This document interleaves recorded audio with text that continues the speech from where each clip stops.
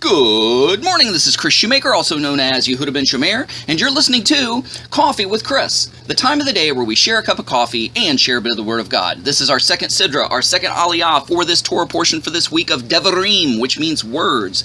And today we are in Deuteronomy chapter 1, verses 12 through 21, but we're going to hone in on verse 14, which reads, "You answered me and said, 'The things you have said to do is good.'"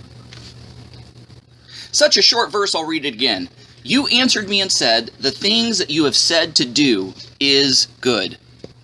In this sidra of this Torah portion, Moses recounts the history of Israel, talking about how the leaders were chosen and how the government was formed.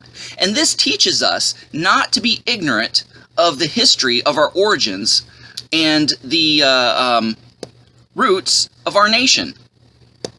So Moses said to the people, "You answered me and said, 'The things that you have said to do is good.'" So this is the second generation.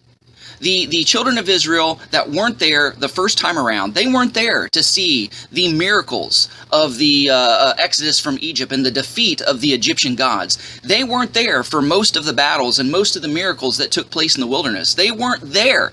They were just being born. They were too young to remember. And so Moses has to recount these things so that this second generation will remember and know their origins and roots. Why? So that they will be faithful to that origin and faithful to those roots, and not depart from the Word of God, and remember where they came from. They may be coming into a promised land where they're going to be rich and prosperous, but they need to remember that they came from lowly slaves, and that keeps them humble.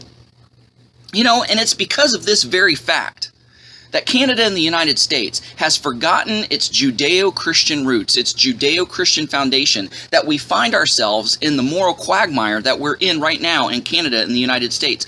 We are considered post-Christian nations. We are no longer Christian nations. It's because of this very fact that Canada and the U.S. is no longer Christian nations, because we forgot where we came from, and we've become ignorant of our Judeo-Christian foundations.